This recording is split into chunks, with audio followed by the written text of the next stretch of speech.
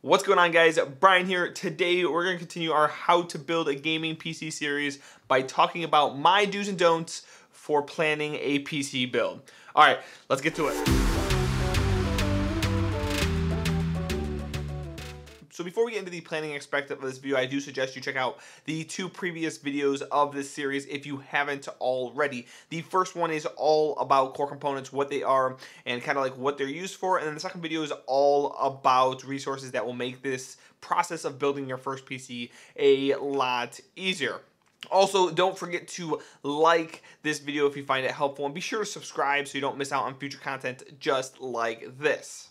Okay, so I couldn't tell you how many times I've been asked to look at a parts list, and then when I go ahead and I take a peek at this parts list, that the person has allocated so much of their budget on something like a storage drive. I mean, I totally get that Samsung makes incredible storage drives, but you pay nearly 100% per gig price premium for their drives.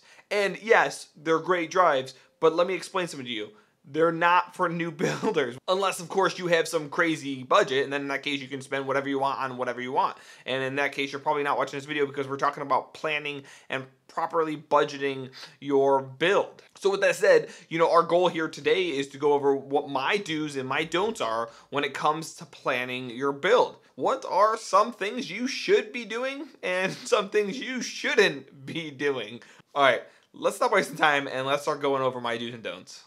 So first off, do be patient, especially if you have a tight budget. Look, I totally get that you want to be playing your favorite game and pwning some noobs. We all want to do that. We want to get into the action. But if you have a tight budget, or you just, want to save some money, or maybe even get better components, waiting for sales is your best bet. Sign up for Newegg's, their news catalog. They send you emails every single morning telling you what the sales are for that day. And I'm telling you right now, great sales happen all the time.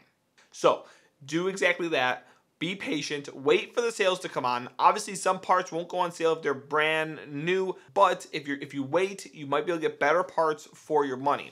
Also, be sure to check out PCPartPicker.com's. They have like this price history chart that'll tell you where that particular component, like the price has been over time. This will also tell you if you're getting a good deal on the part, or if this part typically goes down. Say, it's selling for $100 right now, but like it looks like every 2 weeks or every month it goes down to $80. Well, that's a good, resource to use to make sure you're getting that deal so you save that cash. Starting off, the don'ts is don't be a fanboy. Holy smokes. Holy smokes. May I repeat it again? Do not be a fanboy. I love Phanteks cases. They make amazing cases. They come with great features. But if I see an NZXT case or a Fractal Design or a Corsair case that has similar features to this one that I'm looking at, and it has similar aesthetics, and it's on a better sale, you know which one I'm going to buy? I'm going to buy one of those. I don't care. I mean, it's all about getting the best features, the best bang for your buck. Don't be going out there and just being a fanboy and buying just a specific brand. Look, I have one of those Samsung SSDs I was complaining about earlier. They're super expensive and they perform really well. But you know what? It doesn't matter. Samsung doesn't care about me, and they don't care about you, and this is just the cold hard facts.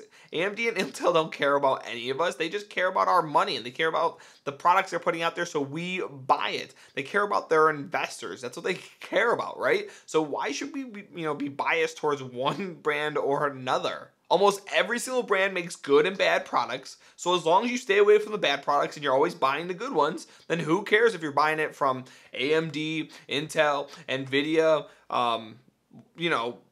Phanteks, Corsair, NZXT. It doesn't matter who you're buying it from. Just make sure you're getting a good product. Again, find out which products are best for your budget and go get them, regardless of brand. Moving on to our second do plan for the future. So you want to get started your build with about $500, and you want to just kind of upgrade it as you go. This is what a lot of us do. We start off with a small build and a tight budget, and we just kind of expand, right? You also don't want to go with used because you're a new builder and you're nervous about it. You're worried about buying used parts because you don't know where they've been. You don't know anything about PC building. So, why would you even go out there and buy used parts? It's kind of risky, right? Yeah, arguably. I totally get what you're thinking, and I was there once upon a time. I understood, you know, what it felt like to be a new builder, although it's been a very long time for me. The reality is if you only have $500, you probably shouldn't be buying a discrete graphics card.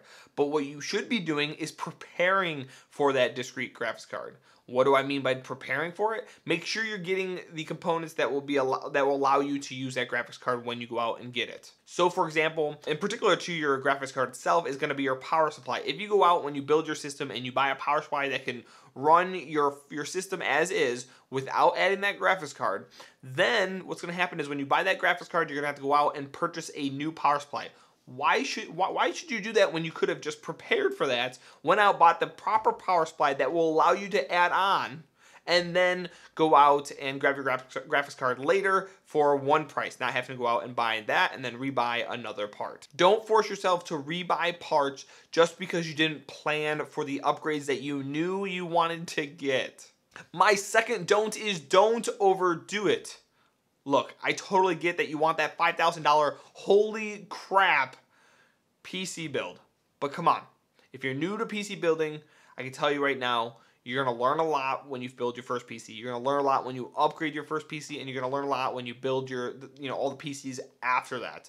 There was so much that I learned from my first PC build that I took on and brought to my second PC build and so forth. So my suggestion is don't overdo your first build. Get what you need to do what you needed to do, especially if you're new to PC, computers in general. Get a good lot. You can spend $500, $750, $1,000 and get a really good PC and kind of get yourself used to things, because what's going to happen is you're going to buy parts that you realize that, man, I wish I would have gotten this one instead because of this reason.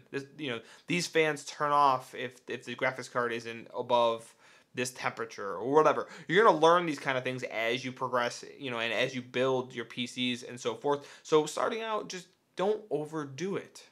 I've had many friends come up to me and ask for advice on their PC build, their planned PC builds. And I've given advice and I'm like, yeah, you probably shouldn't get this because it's probably overkill for what you want to do it with. And then they're like, oh, no, I'm going to get it anyways. They go out there, they purchase it, they spend this extra, $500 to $1,000 on their build for it. And then a few months later, they come back and go, man, I wish I would have listened to you. I don't ever use this power, and it's kind of a waste.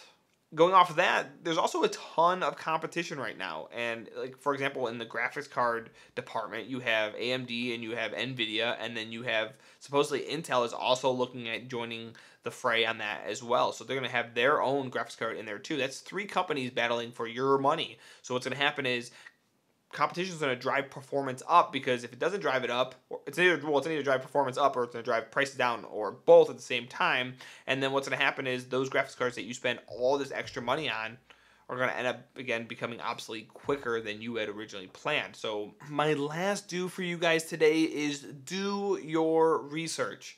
And I know it kind of sounds like a given, right? You should be doing research on everything you buy.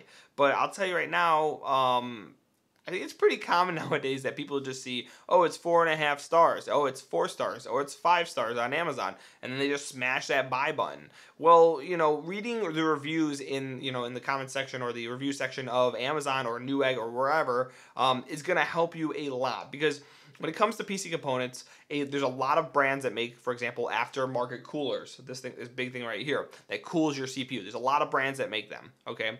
And you might, by reading those reviews, for one, you can determine if the product that you plan on buying is actually as good as you plan on, or you plan for it to be, and if you actually want to buy it. And then number 2, it actually might lead you to other products that have similar performance for the same price or for even cheaper. That's how I actually found this CPU cooler right here. So reading the reviews or watching review videos will help you a lot on this path. So make sure you are doing your research when you're going out and purchasing these components and you're planning for your build. And my last don't for you guys today is do not skimp on your motherboard and power supply. And yes, I really felt like it was really important for me to just stretch that out as much as possible. But don't skimp on your motherboard or power supply. I left this one for last for a reason, and honestly, it drives me nuts. I see parts lists with crappy motherboards and crappy power supplies in them all the time. I do not care if you have a tight budget or not. The two last components you want to skimp on is that motherboard and that power supply. If you get a crappy power supply, it can blow your whole system up and you will be crying because you buy all brand new parts. I've never actually seen that happen, but theoretically it could. And if you buy a crappy motherboard, on the other hand, that limits you in so many different ways. If you want to overclock your system, you could limit yourself by overclocking. If you want to upgrade your system later down the road, it could limit you from upgrading your system without having to buy a new motherboard. It just really could give you a massive headache. I would also like to mention that just because these parts are super important doesn't mean they have to be super expensive. For example, the AM4, the MSI B450 Tomahawk, I've already talked about it a couple times in my videos. A lot of tech tubers talk about it when it comes to building PCs because it's a great motherboard. Well, the motherboard only runs you $125. So you go out and you spend $125 instead of spending, say, $70, and you get a motherboard that can even handle the 3950X, the new 16-core 32-thread processor. That's a monster of a processor, and it'll definitely test the board. So if it can run that at $125, well, that's pretty awesome. Now, would I recommend that motherboard if you're buying a system right out of the gate with the 3950X? No, I'd probably say go with the X570. However, if you had a tight budget and you wanted to start off something like a G30 or 3200G APU, and then upgrade as you go, then I wouldn't recommend anything but the Tomahawk, because what happens is you buy that nicer motherboard and you can run that 3200G, and then guess what you can run after that? You can run a 6-core, you can run an 8-core, you can run a 12-core, you can run a 16-core. So the idea here is do not skimp on your motherboard or power supply because they're really important. They're gonna, if you skimp on them now, when you go to upgrade your system, you're gonna have to buy a brand new one.